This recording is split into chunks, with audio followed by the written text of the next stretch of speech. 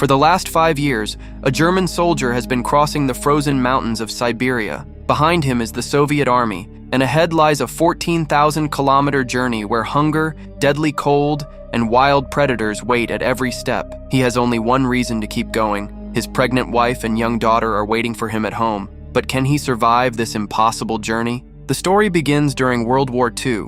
After Germany has been defeated by the Soviet Union, millions of German soldiers are being taken prisoner and sent to remote camps in Siberia, places from which returning alive is almost impossible. During the long journey, each prisoner is given only a small fish to eat and no water. As the days pass, many die along the way. When the train finally stops, the prisoners rush to eat snow because of their thirst, but they are brutally beaten and forced to continue marching through the freezing cold. Some freeze to death, while others fall through the ice and disappear into the freezing water. Only the survivors reach the camp. However, the real nightmare begins there. For thousands of kilometers, there is no sign of civilization, and every prisoner quickly realizes that escaping may be possible, but surviving is another matter entirely. Upon arrival, they are forced to stand outside in the freezing cold for hours. Their bodies begin to go numb, and even breathing becomes difficult. A prison officer then warns them not to attempt an escape. Anyone caught will be shot, and even those who manage to get away will face a world of snow, storms,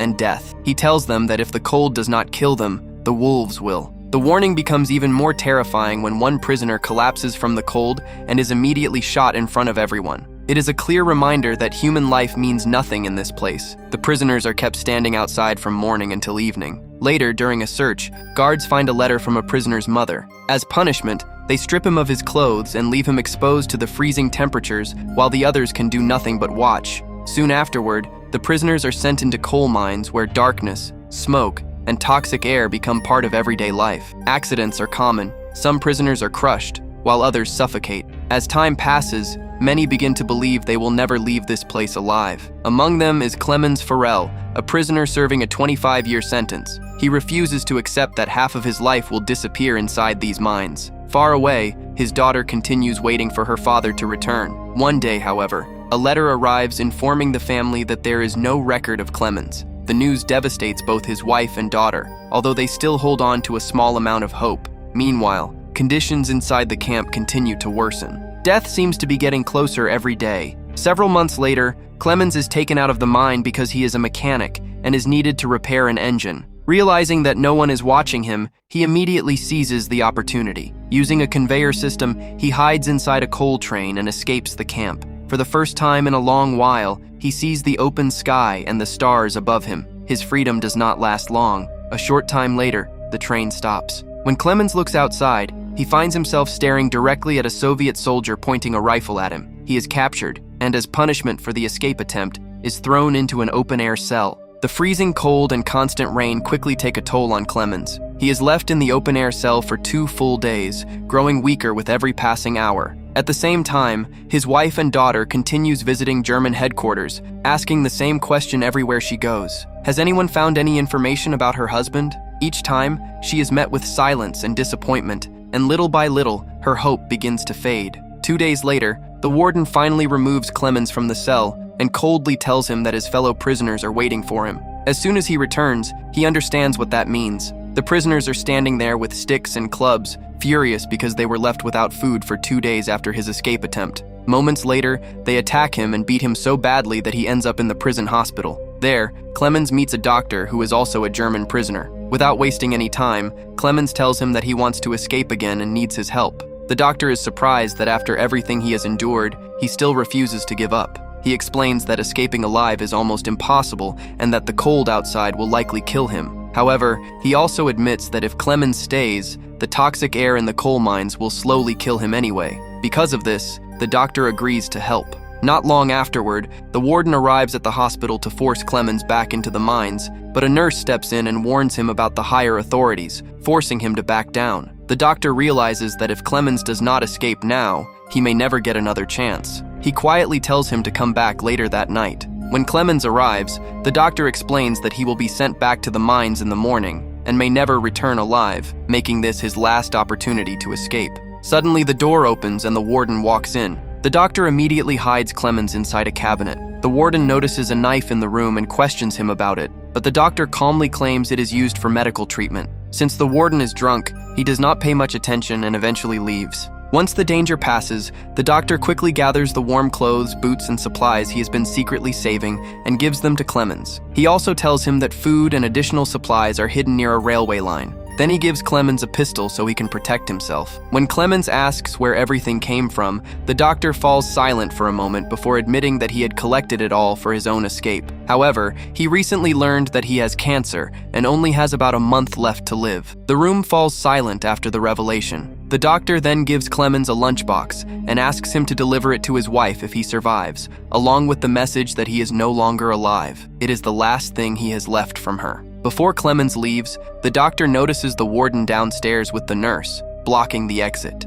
To clear the way, he goes down and calls the nurse inside. When the warden forces himself on her, she slaps him and walks away. During the distraction, Clemens quietly slips out. The freezing wind stings his face, but this time he does not stop. He gathers the supplies the doctor left for him and disappears into the darkness. Instead of hiding on a freight train again, he chooses to continue on foot. He walks through the entire night, knowing that if the Soviet soldiers catch him this time, they will not spare his life. With every step, the danger grows, but stopping is no longer an option. The next morning, the warden discovers that Clemens has escaped once again and rushes to the doctor's room in a rage. By then, the doctor has already taken his own life, knowing that helping Clemens would have led to a far worse punishment. This only makes the warden even angrier. He cuts off the prisoner's food, and when one soldier gathers the courage to point out that Clemens's escape was a security failure, not their fault, the warden shoots him on the spot as if human life means nothing. After that, he sends search teams after Clemens and orders them to bring him back alive. Despite days of searching, they find no trace of him because the constant snowfall keeps erasing his tracks. Most people eventually assume that the blizzards have already killed him, but the warden refuses to believe it. He knows Clemens is not the type to give up so easily. Meanwhile, Clemens has been pushing through snowstorms for 10 straight days. By now, all of his food is gone. Hunger is weakening him. Exhaustion is slowing him down. Yet he keeps moving until his condition becomes so bad that he eventually collapses unconscious. When he wakes up, he spots a seal nearby. Hope immediately returns to his eyes. He raises his gun and takes aim, but his weakened condition causes him to miss, and the seal starts getting away. Desperate not to lose his only chance at food, he chases after it. During the pursuit, the ice breaks beneath him and he injures his leg. Even then, he keeps crawling forward because he knows he may not survive if he lets the seal escape. Just before it reaches the water, he finally shoots it. The relief on his face is obvious. He bandages his injured leg, eats a full meal for the first time in days, rests for a while, and continues his journey. Throughout the long trek,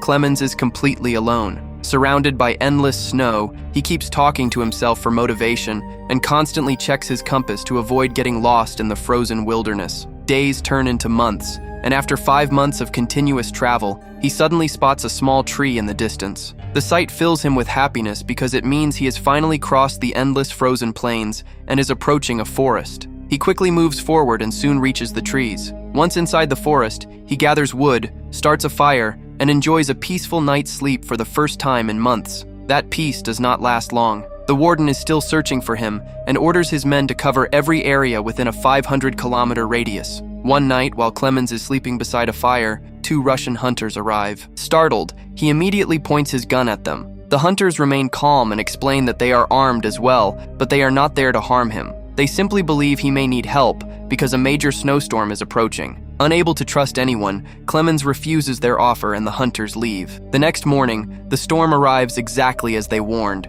The wind becomes so strong that large trees begin falling. Clemens tries to keep moving, but a massive tree crashes down on top of him. At that moment, he believes his journey may be over. Fortunately, the same hunters pass through the area later that evening and save his life. Clemens hides his true identity and gives them a false name because trust does not come easily to him. After that, the 3 men continue traveling together. Following many more days of travel, they finally leave the frozen region behind. The hunters spend their winters hunting and search for gold when the snow melts, and now Clemens has become part of that journey as well. Far away, his daughter is still waiting for him because she continues to believe that her father will keep his promise and return home no matter how difficult the road becomes. During their travels, the 3 men reach a river and build a wooden raft to cross it. At first, everything goes smoothly as they share stories from their childhood. However, once they reach a steep section, the current suddenly becomes much stronger. The water grows violent, and the raft begins to lose control.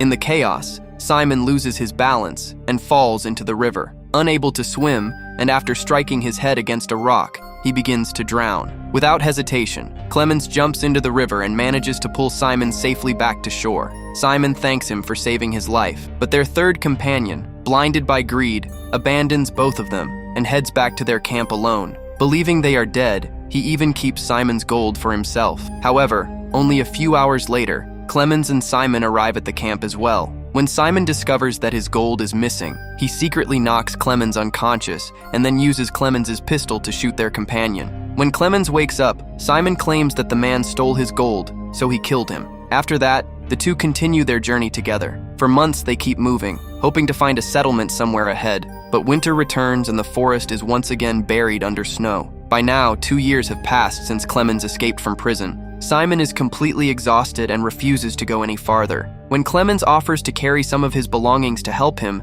Simon assumes he is trying to steal his gold. In response, he pushes Clemens off a cliff. Clemens tumbles down the slope and loses consciousness. At the same time, his daughter wakes up frightened after having a similar nightmare, and her mother comforts her by saying that wherever her father is, he must be all right. Later, when Clemens regains consciousness, he finds a pack of wolves approaching him. To save himself, he tries climbing a thin tree, but one of the wolves grabs his leg. As he struggles to break free, the tree snaps under his weight. The moment he hits the ground, it seems like he has no chance of surviving. Then gunshots suddenly echo through the area, forcing the wolves to flee. When Clemens opens his eyes, he sees a group of hunters who arrive just in time to save him. The hunters take him to their small village, where the locals treat his injuries. The villagers tell him to stay until he fully recovers. During this time, a woman named Irina regularly brings him warm milk, and little by little his strength begins to return. The story takes another turn when the prison warden finds Simon, the same man who pushed Clemens off the cliff. Through him, the warden learns that Clemens is still alive.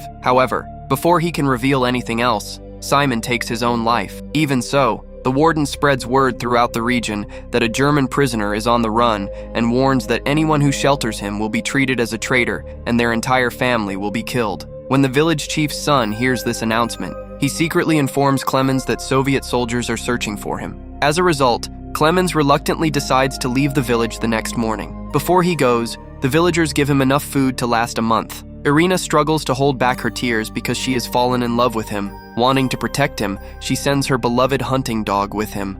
He and the dog continue their journey together for many days until they come across a lumber mill. The dog runs toward it in search of food, and Clemens follows. Suddenly, a man points a gun at the dog. Without thinking, Clemens steps in front of his companion and tries to protect him. The workers quickly realize who he is and take him to the owner at gunpoint. Clemens tells them his entire story, and after hearing what he has been through, the people there feel sorry for him. They feed both him and the dog and help him board a train heading toward Germany. For the first time, it seems like he may finally make it home. What he does not know is that the mill owner has already informed the warden about him. By the time the train approaches the next station, the warden and his soldiers are already waiting there. Fortunately, Clemens spots the soldiers in the distance before the train arrives and immediately jumps from the moving train. However, Soviet soldiers soon begin chasing Clemens. He runs with everything he has, trying to cross the railway tracks, but suddenly the warden appears directly in front of him. For a moment, it seems like there is no way out. Then his dog attacks the warden, creating an opening for him to escape.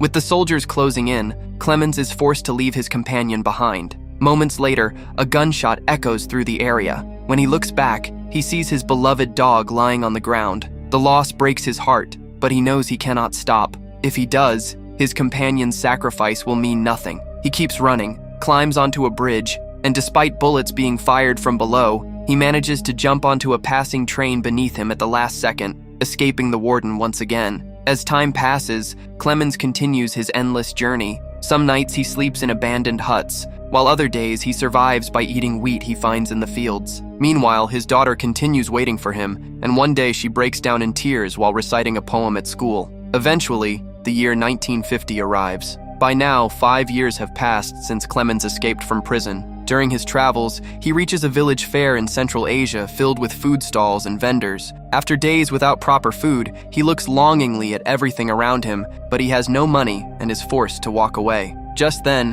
one of two girls selling pancakes feels sorry for him and quietly slips a piece into his pocket. At first, Clemens is startled, but he eventually eats it. Soon afterward, a Jewish man recognizes that he is German. Later, Clemens enters a church, and the same man follows him inside. Seeing him, Clemens becomes nervous because every stranger he has encountered so far has brought trouble. However, the man calmly assures him that he means no harm and explains that he was once a prisoner himself. He then decides to help him. What neither of them realizes is that a Russian informant overhears their conversation and immediately reports it to the authorities. Meanwhile, the Jewish man explains that Clemens will never cross the border without a passport and promises to arrange a forged one. When Clemens asks why a Jewish man would help a German, he quietly replies that the Germans killed his brother. But not every German is the same. If he chooses hatred as well, he would become no different from them. After hearing that, Clemens has nothing to say. At the same time, the warden receives information about Clemens